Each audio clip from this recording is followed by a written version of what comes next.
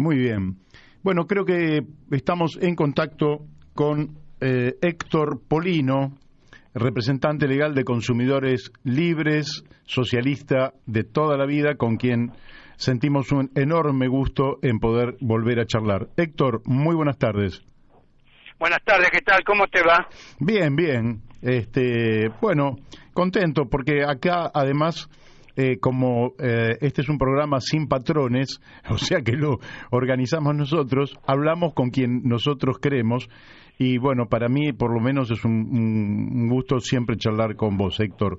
La primera pregunta que te quiero hacer tiene que ver con un gráfico que emerge de la variación mensual del nivel general que surge del INDEC, del aumento de precios, donde en marzo el nivel de precios aumentó un 4,8, en abril un 4,1, en mayo 3,3, en junio 3,2, en julio 3 y en agosto 2,5.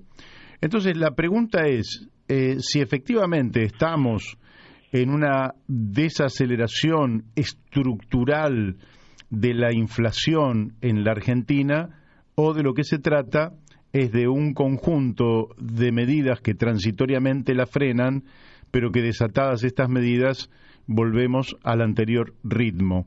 ¿Cuál es tu visión, que vos seguís esto prácticamente todos los días, cuál es tu visión sobre esta situación? Bueno, en primer lugar, la Argentina, no desde ahora, sino desde hace muchos años, viene con un proceso inflacionario muy alto, muy grande. Lo que en la Argentina tenemos de inflación en un mes, en muchísimos países del mundo no tienen ese porcentaje de inflación en un año. La Argentina está entre los 3-4 países del mundo con mayor porcentaje de inflación, solamente superada por Venezuela, por Sudán del Sur, por el Congo y por Siria. Luego está la República Argentina. Es decir, que algo se viene haciendo muy mal desde hace muchísimo tiempo, porque el problema inflacionario no comenzó con este gobierno, viene desde hace mucho tiempo atrás. Sí. Es más, hubo épocas en las que en la Argentina tuvimos hiperinflación. De modo que uno de los problemas fundamentales de la República Argentina es que existe una enorme concentración y extranjerización de la actividad económica en muy pocas manos. Y esos grandes grupos del poder económico hacen y deshacen a su antojo, sin que los gobiernos de turno le hagan cumplir las normas legales vigentes. Y si violan las normas legales vigentes, aplicarles las sanciones que esas normas legales establecen. De modo tal que el problema de la inflación en la Argentina es crónico y no se va a resolver con aspirinas. Se va a resolver el día que exista un gobierno que esté dispuesto a enfrentar los intereses de esos grandes grupos del poder económico. 28 grandes empresas en la Argentina, todas de capital extranjero, concentran el 80% de la producción de los productos de la canasta básica de alimentos y artículos de limpieza. Si hubiera voluntad política, no sería tan complicado controlar a esas 28 grandes empresas, que cuando uno analiza los balances, tienen ganancias escandalosas. Hoy 5 grandes cadenas de supermercados, de las cuales 4 son de capital extranjero, concentran aproximadamente el 60% de las ventas minoristas en la Argentina. Si hubiera voluntad política, no sería tan complicado controlar a esas 5 grandes cadenas de supermercados. Cuando fui diputado nacional, en representación del Partido Socialista, fui el coautor de una ley de defensa de la competencia o ley antimonopolio. Esa ley creaba un Tribunal Nacional de Defensa de la Competencia. La ley estuvo vigente alrededor de 8 años. Nunca se constituyó ese tribunal por parte del Poder Ejecutivo de turno. Luego la ley fue derogada. En el mes de mayo del año 2018, el Congreso Nacional volvió a aprobar una nueva ley de defensa de la competencia o ley antimonopolio sobre la base de iniciativas presentadas por diputadas y diputados del oficialismo y de la oposición de entonces. Esa ley también crea un Tribunal Nacional de Defensa de la Competencia. Pasó el resto del año 2018, todo el año 2019, todo el año 2020. Estamos en septiembre del 2021 y no se designaron los 5 miembros integrantes de ese tribunal. ¿Te das cuenta cuál es el problema de la República Argentina? La reforma de la Constitución Nacional del año 1994 creó la figura del defensor del pueblo de la nación, dotado de amplias facultades para defender los derechos de los usuarios de servicios públicos, de los consumidores de bienes en general. ¿Vos querés creer que desde hace 12 años, no 12 meses, 12 años que está vacante el cargo de defensor del pueblo de la nación? El último fue el doctor Mondino. Sí. Existe en la ciudad de Buenos Aires el edificio, la infraestructura, el personal, que lógicamente, con todo el derecho del mundo, todos los meses continúa cobrando el sueldo.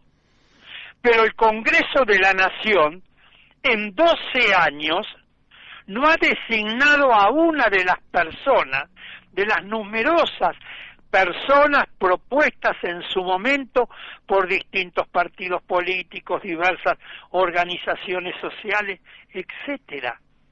12 años. Vergüenza total. Yo fui propuesto por el Partido Socialista al que pertenezco. El Partido Socialista auténtico al que vos perteneces apoyó mi candidatura. Así es. E infinidad de partidos políticos, infinidad de organizaciones sociales apoyaron mi candidatura y personalidades de distintos ámbitos. Pero no solo la mía, deben de haber más de 20 candidatas y candidatos propuestos hace 12 años. Y no se designó todavía al defensor del pueblo de la nación. Entonces, cuando uno entra a responder preguntas lógicas, razonables, como la que vos realizás, ¿cuál es la respuesta? La respuesta es esta, que los distintos gobiernos de turno no han cumplido y no cumplen con las normas legales vigentes que tienden a defender los derechos más elementales del pueblo y a ponerles límites a los grandes grupos del poder económico, que tienen una finalidad, el lucro, obtener la mayor cantidad de ganancia posible, en el menor tiempo, con la menor inversión, con el menor riesgo empresario. Esa es la lógica de las grandes empresas dentro del sistema económico capitalista en el que vivimos. Pero para eso está el Estado, para ponerle límites a los abusos desmedidos de esos grandes grupos económicos. Y entonces está el Estado, con 3 poderes, el ejecutivo, el legislativo y el judicial. Está el poder legislativo, que es el que por la Constitución quiere dictar las leyes. El Poder Legislativo está dividido en dos cámaras, el Senado y en la Cámara de Diputados. Yo fui diputado nacional durante 12 años.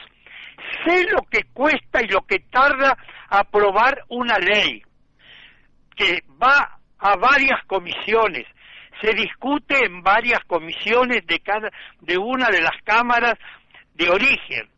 A veces pasan años discutiendo ese tema en las comisiones, consultando especialistas, a técnicos, convocando a los diversos sectores interesados. Luego se discute en el recinto. Va a la otra cámara. Giran la media sanción a diversas comisiones. Se vuelve a discutir. Pasan años a veces. Finalmente, el Congreso termina aprobando la ley. El Poder Ejecutivo la promulga. Dicta a veces el decreto reglamentario y tardan a veces años para dictar el decreto reglamentario. Lo publican en el boletín oficial y luego después no lo cumplen y no lo hacen cumplir. Yeah. ¿Qué resultado puede existir de una sociedad con ese tipo de gobierno? Y el que una sociedad donde esos grandes grupos económicos remarcan permanentemente y tienen ganancias escandalosas, que además buena parte de las mismas no las reinvierten en el país, sino que las giran a las casas matrices ubicadas en países extranjeros. Ese es el problema ahí está el de la República Argentina. Ahora te quería solo hay corrupción política, también hay corrupción económica. Claro. Ambas están ligadas, desde la sobrefacturación a la subfacturación en el comercio exterior. La evasión y la elusión impositiva es enorme, enorme. El giro de divisas a paraísos fiscales, pagos en negro, coimas, acuerdo entre empresas para ganar licitaciones, etcétera. La corrupción política, Mario, está íntimamente ligada a la corrupción económica y muchas veces también a la corrupción sindical. Y mientras no pongamos límite, mientras no derrotemos a la corrupción política, económica y sindical, el país va a seguir viviendo como hasta ahora. Uno de los países más ricos de la tierra, que produce y exporta alimentos para más de 400 millones de personas en el mundo, es un verdadero fracaso de la política que 44 millones de personas que habitan el suelo argentino no puedan comer y vivir dignamente. Efectivamente. Y que tengamos alrededor del 50% de la población siendo pobre. 1 de cada 2 habitantes del país es pobre y un 11% de indigentes. Una verdadera vergüenza, un verdadero fracaso. Cuando yo era niño y joven en este país, la pobreza era entre el 5 y el 7% de la población. Hoy siento realmente vergüenza que la pobreza sea del 50%. En lugar de haber eliminado ese 5 o 7%, la hemos multiplicado varias veces. Y la vamos a seguir multiplicando si no tomamos las medidas que hay que tomar y seguimos pronunciando discursos con motivos de las campañas electorales para ver cómo convencemos a la gente y conseguimos el voto, pero luego para volver a hacer lo mismo que se viene haciendo hasta ahora, que es dejar hacer libre e impunemente a los grandes grupos del poder económico. Bueno, todo esto ya constituye en sí mismo una explicación profunda y extensa de la situación en la que estamos. Casi te diría que no has dejado mucho lugar para otras preguntas, pero de todas maneras sí quería avanzar un poquito en dos terrenos quiero avanzar. Por un lado, te quiero preguntar por una medida concreta que toma el gobierno, que es la suspensión en la exportación de carnes, y qué impacto tuvo en el mercado interno, sobre todo sobre el tema de los precios.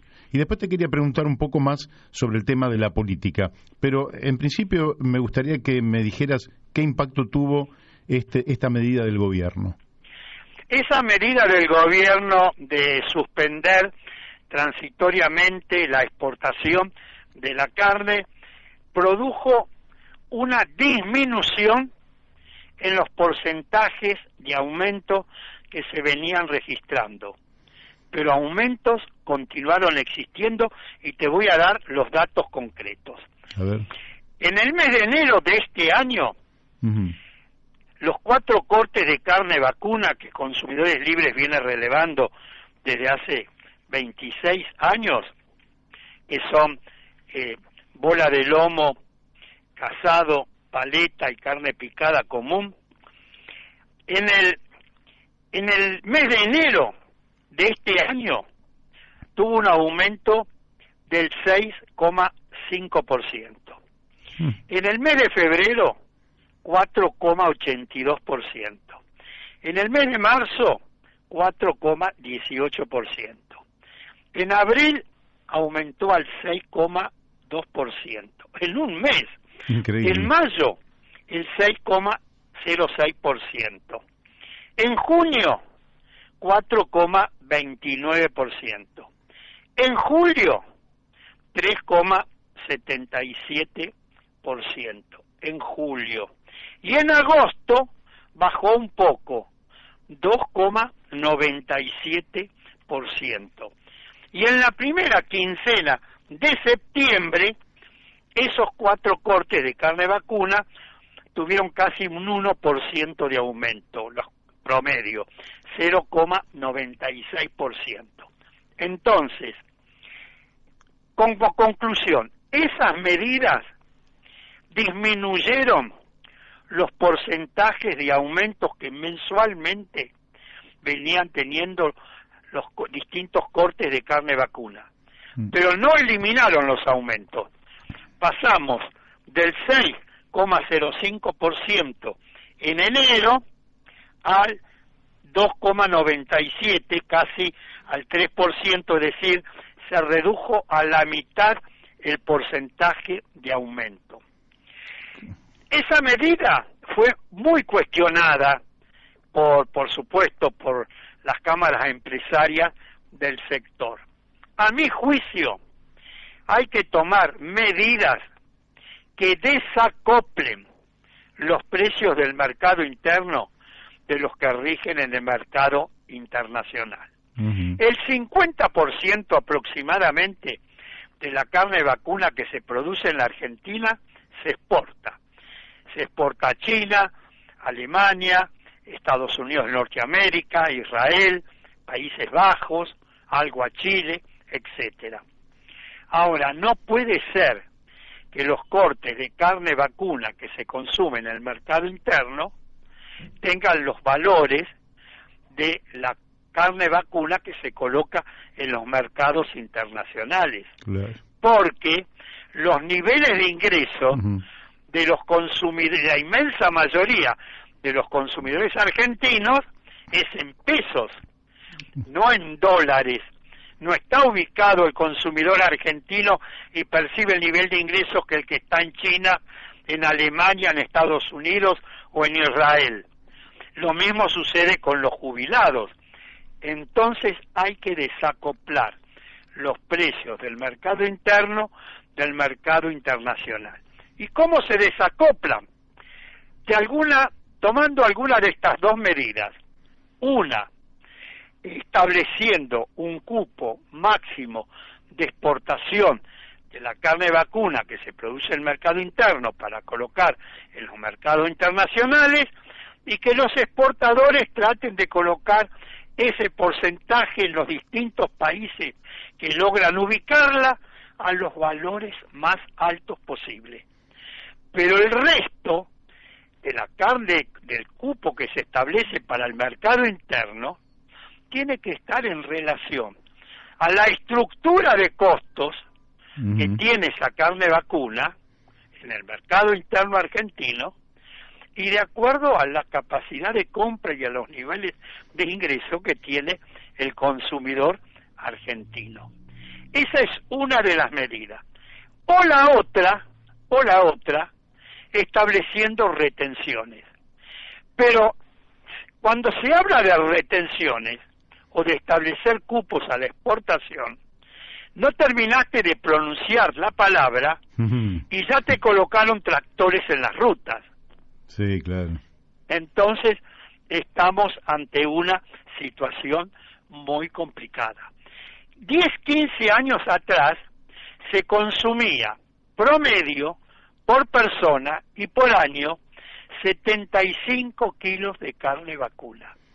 Hoy, de acuerdo a datos de la propia Cámara Empresaria del sector, se consumen 42 kilos y medio. Casi la mitad. De 75 kilos a 42 kilos y medio promedio por persona y por año. Y esa disminución no se produjo porque los argentinos nos hicimos veganos.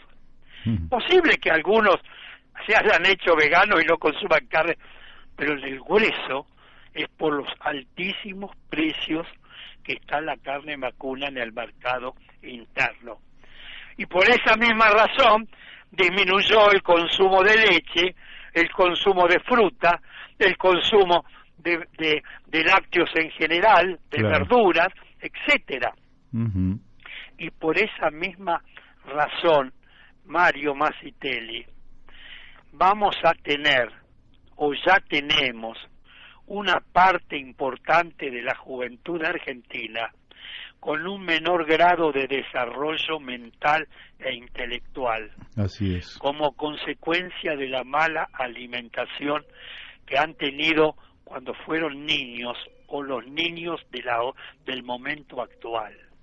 Este es un problema muy serio que no se resuelve con discursos, se resuelve con medidas concretas, porque esto está poniendo en juego el nivel mental e intelectual y la salud de una parte importante de la juventud argentina.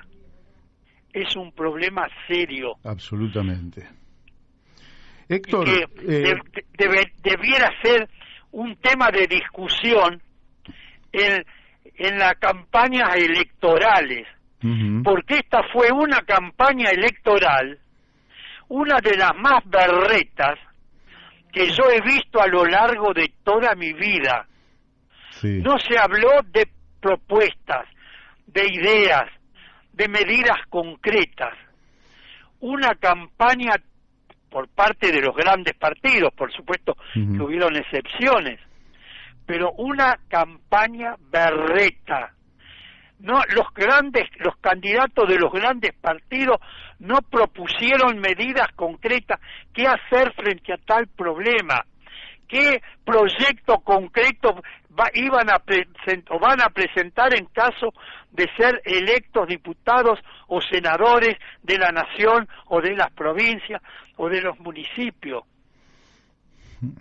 Pero estos son los temas que tenemos que discutir si queremos sacar al país adelante. Te quiero hacer la última pregunta, porque nos va quedando poquitos minutos, que tiene que ver, lógicamente, este proceso de inflacionario trae beneficios a determinados sectores, como vos muy bien lo has descrito, que son grupos económicos concentrados, principalmente extranjeros, y en la misma proporción es el deterioro que se genera, digamos, en el ingreso popular, fundamentalmente salarios y jubilaciones. Esto, a su vez, lógicamente va a tener una repercusión política, que se vio muy claramente el día 12 de septiembre, con una masa creciente de gente que no concurrió a votar, otros que votaron en blanco, y un derrumbe muy importante en el oficialismo. De allí devino una crisis política, que es la que vivimos durante ya más de una semana, durante los últimos 10 días. Esa crisis tuvo un reflejo en los cambios en el gabinete de la provincia de Buenos Aires, pero que no tienen mayor importancia desde mi punto de vista, pero sí cambios significativos en el gabinete nacional. Casi la pregunta casi que sobraría, y no te la debería hacer, pero ¿vos sentís que responden a las necesidades de nuestro pueblo esos cambios que se hicieron en el gabinete, o que en todo caso es un cambio en la cúpula del poder y que no va a traer aparejado ningún tipo de cambio sustancial en la vida de nuestro pueblo? Mira, el sistema político argentino es presidencialista. El que gobierna la República Argentina, en la cabeza del Poder Ejecutivo, es el presidente de la República. Los ministros, los secretarios de Estado, cumplen las directivas de la política económica que orienta, que fija el Poder Ejecutivo, que fija el presidente de la República o presidenta de la República. De modo que el cambio de funcionarios oxigena un poco el ambiente político, pero abre expectativas, se abre un compás de espera, pero acá el que tiene que tomar la decisión es el presidente de la República. ¿Está dispuesto, está decidido a cambiar el rumbo de la política económica? ¿Está decidido a hacer cumplir las normas legales vigentes y que se le pongan límites a los grandes grupos económicos formadores y deformadores de precios? Ahora, si es un simple cambio de funcionarios o funcionarias, pero no cambia la orientación de la política económica, social, etcétera, el resultado va a ser exactamente el mismo. No hay resultados milagrosos, son el producto de las medidas concretas que se tomen. Mira, yo siempre recuerdo aquellas palabras del ministro de Economía del gobierno democrático del doctor Raúl Alfonsín, que fue el doctor Juan Carlos Pugliese, cuando dijo: yo a los empresarios les hablé con el corazón y me contestaron con el bolsillo. Sí. Si el presidente de la República le va a seguir hablando a los empresarios, o sus ministros le van a seguir hablando a los empresarios con el corazón, y le van a seguir respondiendo con el bolsillo. Aquí el presidente de la República tiene que ponerse bien firme si quiere cambiar el resultado electoral y poner en funcionamiento rápidamente las normas legales vigentes, como la ley de defensa del consumidor, la ley de lealtad comercial, la ley que crea el observatorio de precios, la ley de defensa de la competencia o ley antimonopolio, la ley de góndolas que aprobó el Congreso el año pasado. De lo contrario, es tratar de ganar tiempo, abrir algunas pocas expectativas, cambiando el rostro de los ministros, pero si no hay un cambio a fondo de la política económica y social, los resultados económicos y electorales, a mi juicio, van a ser los mismos. Bueno, muy bien, excelente, Héctor, muy claro, tan claro como que no tengo más nada para preguntarte. ¿Le podrías enviar una carta al presidente con estos conceptos que has vertido aquí, que me parece que le podría ser de mucha utilidad, aunque desde mi humilde opinión no creo que la vaya a efectivizar, porque me parece que ya se ha visto hasta dónde da el presidente y me parece que mucho más que esto no puede brindarnos? Pero me parece que una buena carta de tu parte podría ser un aporte significativo. Vos sabés que el presidente de la República, cuando era jefe de gabinete del ministro del gobierno de Kirchner, estuvo acá en mi domicilio para ofrecerme. ¿Vos te acordás que primero el gobierno de Néstor Kirchner, cuando fue el problema de la pastera con Uruguay, me convocaron un día para ofrecerme la Secretaría de Medio Ambiente de la Nación? Me acuerdo perfectamente. Ver si podíamos resolver el problema con Uruguay, que en Uruguay gobernaba el Partido Socialista, el Frente Amplio Uruguayo. Bueno, yo puse a consideración del Partido Socialista el ofrecimiento, lo discutimos durante todo un día y se resolvió que no debía aceptar el cargo y les comuniqué, volví a la Casa de Gobierno a agradecer y decirle cuál era la decisión del partido. Y luego, yo había terminado ya mi mandato de diputado, vinieron elecciones generales de elección de diputados nacionales, y un día Fernández me pide conversar. Yo ya estaba en el llano y vino acá al departamento donde estoy viviendo a ofrecerme encabezar la lista de diputados nacionales por la ciudad de Buenos Aires. Mire qué interesante. Y yo, por supuesto, le agradecí el ofrecimiento, pero teniendo en cuenta la opinión del partido con respecto al ofrecimiento anterior de la Secretaría de Medio Ambiente de la Nación, le agradecí, pero no acepté el cargo. De manera que tengo buena relación con el actual presidente de la República, pero creo que el presidente está en un momento muy complicado de la vida, de su vida política. Espero que tenga éxito, espero que pueda reencauzar el camino, y tal vez voy a pensar la propuesta que vos me hiciste. Bueno, pensala, me parece que podría hacerle bien a él y podría tomar un Estado público en una dirección y sentido donde muchísima gente estaría esperando realmente que el gobierno no esté de brazos cruzados sin resolver la cantidad de ítems, de temas concretos, legales unos, designación impulsar la designación del defensor del pueblo, hacer cumplir las leyes. Me parece que podría hacerle un aporte muy importante, tanto para el presidente, que es lo que menos me interesa, como para nuestro pueblo, que realmente le está pasando muy mal. Héctor, se nos fue el tiempo, te mando un fuerte abrazo. Que sigas muy bien, otro para vos, hasta pronto. Muchas gracias. Bueno, hemos hablado con Héctor Polino, ustedes lo han escuchado.